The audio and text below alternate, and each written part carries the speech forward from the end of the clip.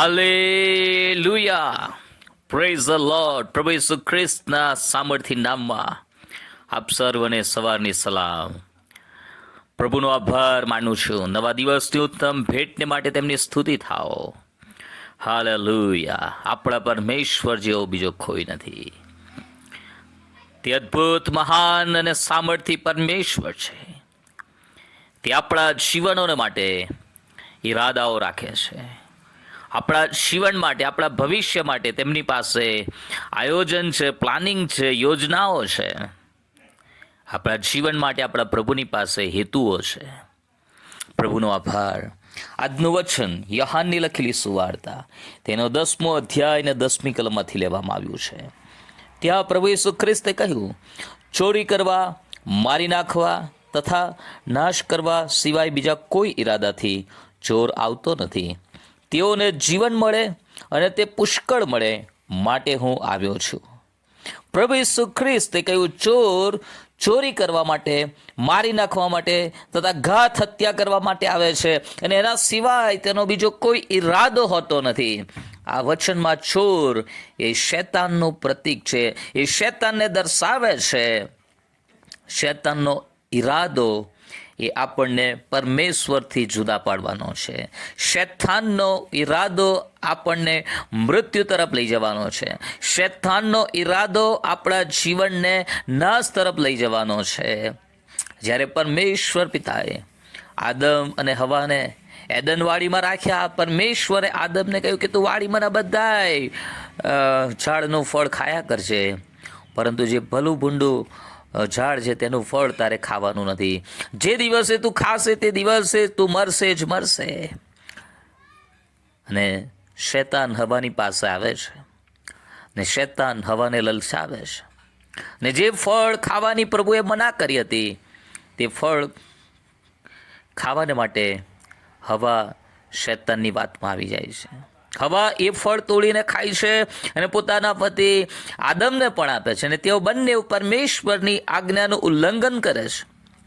શૈતાન ગમે તેમ કરીને એ ફળ ખવડાવે છે અને તેઓ પરમેશ્વરની આજ્ઞાનું ઉલ્લંઘન કરે છે અને ત્યાં પાપ પ્રવેશ કરે છે. અને બાઇબલ કહે છે કે પાપનો મુસારો મરણ છે. પાપ આવ્યો એટલે મરણ પણ આવ્યું. પરમેશ્વરે કહ્યું હતું કે જે દિવસે તમે મારી આજ્ઞાનું ઉલ્લંઘન કરશો એ દિવસે તમે મરશો જ મરશો.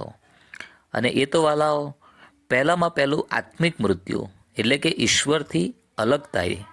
અને પરમેશ્વર પવિત્ર, માણસને પણ તેમણે પવિત્ર બનાવ્યો, પણ માણસમાં પાપ આવી ગયું.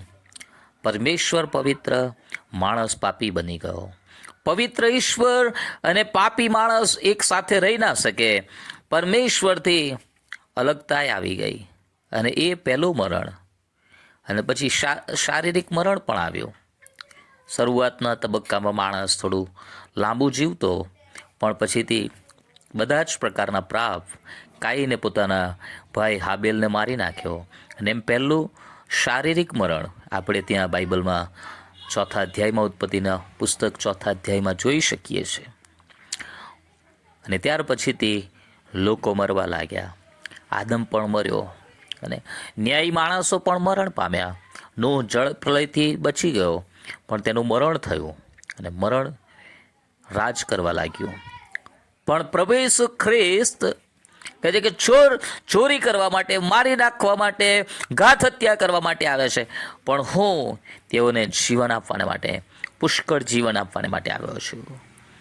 પ્રભુ ઈસુ ખ્રિસ્ત આપણને જીવન અને તે પુષ્કળતાનું જીવન આપવાને માટે આવ્યા છે. આજે પણ લોકો જ્યારે પાપના બંધનોમાં જીવન જીવે છે, શૈતાનની આધીનતામાં જીવન જીવે છે, તેઓ નાશ તરફ આગળ વધી રહ્યા છે. પણ જો તેઓ તેમના જીવનમાં પાપનો પસ્તાવો કરી પ્રભુ ઈસુ ખ્રિસ્ત પર વિશ્વાસ મૂકે તો જે પુષ્કળતાનું જીવન પ્રભુ તેમને આપવાનો ઈરાદો રાખે છે એ જીવન આજે જ તેઓ પ્રાપ્ત કરી શકે છે. અનંત જીવન એ આપણે મરણ પામ્યા પછીથી શરૂ થતું નથી. અનંત જીવન રાઈટ નાવ, હમણાં જ શરૂ થાય છે જ્યારે એક વ્યક્તિ પાપનો પસ્તાવો કરીને પોતાનું જીવન પ્રભુ ઈસુ ખ્રિસ્તને સોંપે છે, જ્યારે એક વ્યક્તિ પ્રભુ ઈસુ ખ્રિસ્તના બલિદાન ઉપર વિશ્વાસ કરે છે. રાઈટ ધેર એ જ સમયથી તેનામાં હાલેલુયા તે મરણમાંથી નીકળીને જીવનમાં આવી જાય છે. તેનામાં અનંત જીવનની શરૂઆત થઈ જાય છે. અને આપણો પ્રભુ એ તો પુષ્કળતાનું જીવન, એ 50, 60, 70 વર્ષનું જીવન નહીં, 100 વર્ષનું જીવન નહીં, પણ બહુતાયતનું અનલિમિટેડ લાઈફ, હાલેલુયા, જેની કોઈ લિમિટ નથી.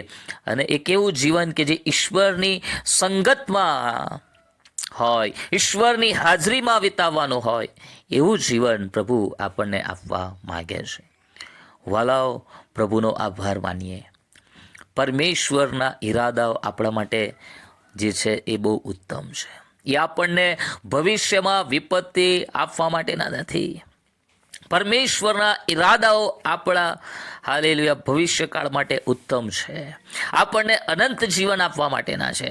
આપણને સારી આશાઓ આપવા માટેના વચનો છે, યોજનાઓ છે. પ્રભુનો આભાર માનીએ. આજે પ્રભુ ઈસુ ખ્રિસ્ત આપણને આ પુષ્કળતાનું જીવન આપવા માગે છે. જો તમે કોઈ પણ રીતે પાપના બંધનમાં છો, શૈતાનની આધીનતામાં છો, તમારા મન મસ્તકમાં શૈતાનનું સામ્રાજ્ય આધિપત્ય છે, તો આ જ સમયે તેને ઈસુના નામમાં ઉખાડી નાખવામાં આવો. તમારા મન મસ્તકમાંથી, તમારા જીવનો પરથી, તમારા શરીરો પરથી, તમારા આત્મા ઉપરથી ઈસુના નામમાં તમામ પ્રકારના બંધનો ઉખડી જાઓ, દૂર થઈ જાઓ, ગેટ આઉટ થાઓ અને તમારા જીવનમાં હમણાં જ પ્રભુ ઈસુ ખ્રિસ્તનું રાજ્ય સ્થપાવો. તમારા ઉપર પ્રભુ ઈસુ ખ્રિસ્તનો અધિકાર આવો. તમારું શરીર એ જીવતા દેવનું મંદિર બનો અને તમે પ્રભુ ઈસુ ખ્રિસ્ત દ્વારા જે અનંત જીવન છે, પ્રભુ ઈસુ ખ્રિસ્ત દ્વારા જે પુષ્કળતાનું જીવન છે, એ હમણાં જ તમારા જીવનોમાં શરૂ થઈ જાઓ અને તમે હાલેલુયા તમારામાં મરણ નહીં પણ જીવન રાજ કરો. તમારામાં પાપ નહીં, શૈતાન નહીં, પણ પ્રભુ ઈસુ ખ્રિસ્ત તમારામાં રાજ કરો. તમે શૈતાનના ભમાવ્યાથી જીવન જીવનારા નહીં, પણ તમે પવિત્ર આત્માની દોરવણીમાં જીવન જીવનારા લોકો બની જાઓ અને પ્રભુના નામને મહિમા આપો. એવી મારી પ્રાર્થના અને શુભેચ્છા છે. હાલેલુયા. પ્રભુ આ વચન દ્વારા, આ મનન દ્વારા તમને આશીર્વાદિત કરો અને પ્રભુ એ પ્રમાણે તમારા જીવનમાં કરો. God bless you. Have a nice day.